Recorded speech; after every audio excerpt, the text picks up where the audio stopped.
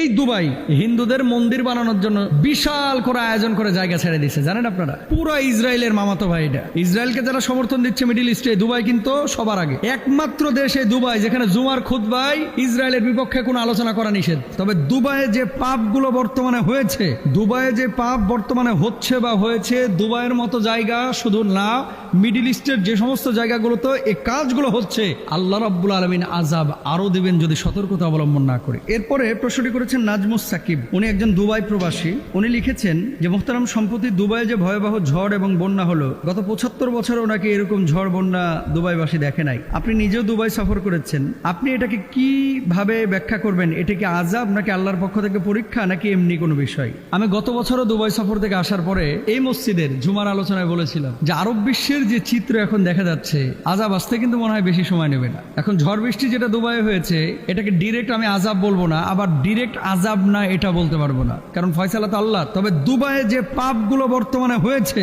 দুবাইয়ে যে পাপ বর্তমানে হচ্ছে বা হয়েছে, দুবাইয়ের মতো জায়গা শুধু না, মিডিল ইস্টের যে সমস্ত জায়গাগুলোতে এই কাজগুলো হচ্ছে, আল্লাহ রাব্বুল আলামিন আযাব আরো দিবেন যদি সতর্কতা অবলম্বন না করে। আমি প্রথমে দোয়া করি দুবাইবাসী যারা এখন এই বর্তমান বিপদের মুখোমুখি হয়েছেন, আল্লাহ এই বিপদ থেকে তাদেরকে উদ্ধার করুন এবং বুঝদান করুন। কি পাপ দুবাই হচ্ছে না বলেন তো? আমাদের বাংলাদেশে আলহামদুলিল্লাহ আলহামদুলিল্লাহ শত শত গুণ পাপ কম হয় এই দুবাইয়ের চাইতে। শারজাটা একটু ধার্মিক, দুবাই মসজিদ আছে কিন্তু প্রচুর মসজিদ, কিন্তু নামাজ যে পড়ে, কয়টা নামাজ পড়ে? বাংলাদেশে রাস্তায় ওপেন কিন্তু আপনি ওই বডি মেসেজ করা মেয়েদের পার্লার পাবেন না, আর দুবাই প্রতি কিলোমিটারে মনে হয় 10টা পাবেন, নাহলে 5টা পাবেন। রাস্তায় কেউ আপনাকে বাধা দেবে না, আপনি যদি ওপেন দাঁড়ায় মদ খান কেউ বাধা দেবে না। আপনি যদি রাশিয়ান, ইউরোপের কোনো মেয়ে অথবা মিডিল ইস্টের কোনো মেয়ে অথবা আফ্রিকার কোনো মেয়ে নিয়ে ফুর্তি করতে চান, দুবাইয়ে অহরহ রাস্তাঘাটে মেয়েরা ঘোরাঘুরি করতেছে। অন্যান্য দেশে রাত্রেবেলায় ঘুরে, আর দুবাই দিনের বেলাও ঘুরে। মুসলিম দেশ কিছু কিছু লোক দেখবেন খালি 2 দিন পর পর দুবাই, 2 দিন পর পর দুবাই, 2 দিন পর পর, মানে দুবাই হচ্ছে এদের মনে করেন মূল ফুর্তির জায়গা। কেন? নারী আছে, মদ আছে, বাধা নাই, চাইলেই শুধু টাকাটা লাগবে, আপনার ডলার লাগবে। আপনি পৃথিবীর যা উপকরণ আছে, আমেরিকা যাওয়া লাগবে না, টাইম স্কোয়ারে যাওয়া লাগবে না, দুবাই পাবেন। ইউরোপ থেকে মানুষ দুবাই আসে, বাংলাদেশ থেকে মানুষ দুবাই যায়, ভারত থেকে মানুষ দুবাই যায়। সবার টার্গেট দুবাই কেন? সবার টার্গেট দুবাইটা কেন? কি এমন আছে? মরুভূমি ছাড়া, বিল্ডিং ছাড়া আছে, আনন্দ পানি আছে, নারী আছে, দিনহীনতা আছে, হারামখোরগুলো এখানে আছে। সবাইকে খারাপ বলছি না। বর্তমান দুবাইয়ের শাসক যদি সতর্ক না হয়, বর্তমান দুবাইয়ের যে চিত্র যদি সতর্ক না হয়, বড় আযাবের মুখোমুখি হবে এই দুবাই, বড় আযাবের মুখোমুখি হবে এই দুবাই। আপনি বলবেন যে হুজুর খুব বেশি বুঝে গেছেন, আমার বুঝ নিয়ে আমি আছি। আমি তো একবার দুইবার না, আমার এখনো ভিসা লাগানো হচ্ছে। শারজার কথা ঠিক আছে, শারজার যিনি গভর্নর উনি ধার্মিক, কিন্তু দুবাইয়ের যিনি, আপনি দুবাই যান, রাস্তায় দাঁড়ায় যদি কোরআন হাদিসের কোনো কিতাব পড়েন, আপনি 4-5 জন নিয়ে ধরেন একটা মাঠের মধ্যে বসেছেন, গোয়েন্দা এসে আপনারা ধরবে, এখানে কেন কোরআন হাদিস নিয়ে আলোচনা হবে?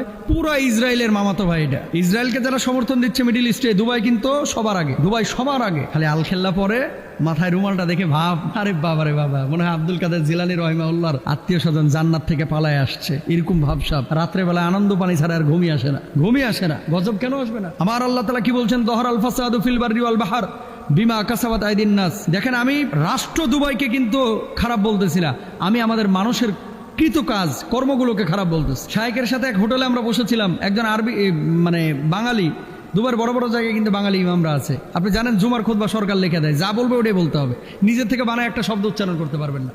কোথায় পাইছেন মেয়ে এগুলা? বুঝেন নাই কথা। একমাত্র দেশে দুবাই যেখানে জুমার খুতবায় ইসরায়েলের বিপক্ষে কোনো আলোচনা করা নিষেধ, জানেন আপনারা এগুলা? ইসরায়েলের বিপক্ষে খুতবায় কোনো কথা দুবাই বলা যায় না। কেন? ইসরায়েলের সাথে তাদের বন্ধুত্ব। তেল আবিবে ফ্লাইট চালু করেছে দুবাই।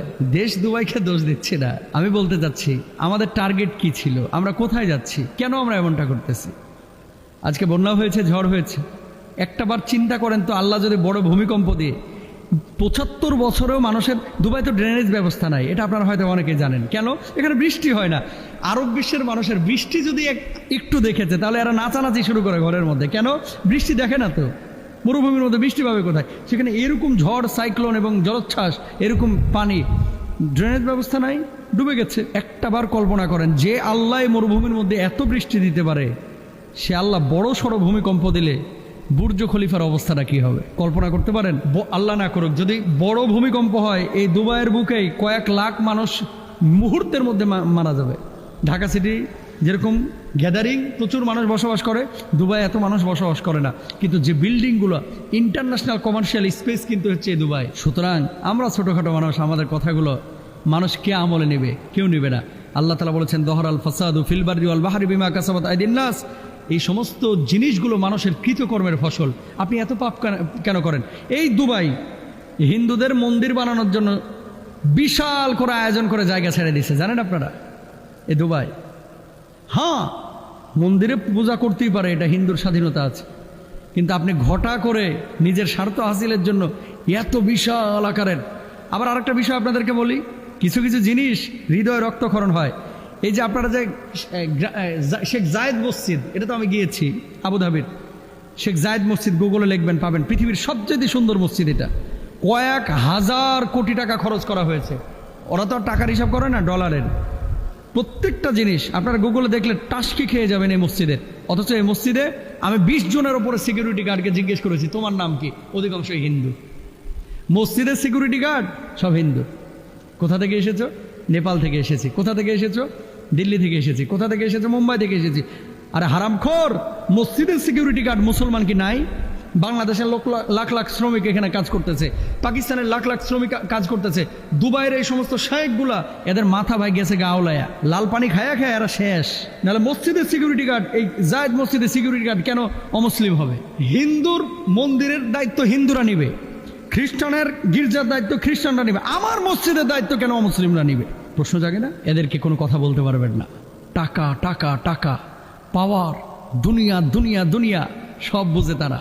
আহা, একজন খতিব আফসোস করে বলেছিল, হুজুর আপনারা তো জুমার বয়ানে যে সমস্ত কথাগুলো বলেন ওপেন বলেন, আহা আমরা পারি না হুজুর। একটা শব্দ যদি জুমার খুতবায় নিজের থেকে বলি, সরকারের পুলিশ এসে তলব করে, চল থানায় চল, কি লেগে এটা বলছস। বড় আফসোস মুসলিম বিশ্বের জন্য। সতর্ক না হলে বড় ভয়াবহ বিপদ সামনে। আল্লাহ আমার সমস্ত এই আরব শেখদেরকে বোঝার তৌফিক দান করুক এবং পাপ থেকে আমাদেরকে বেঁচে থাকার তৌফিক দান করুক। আল্লাহ আজাব দিচ্ছে না গজব দিচ্ছে, পরীক্ষা নিচ্ছে, আল্লাহ জানে। তবে পাপ বেড়েছে দুবাইয়ে, এটা সত্য। আল্লাহ এদেরকে হেদায়েত দান করুক।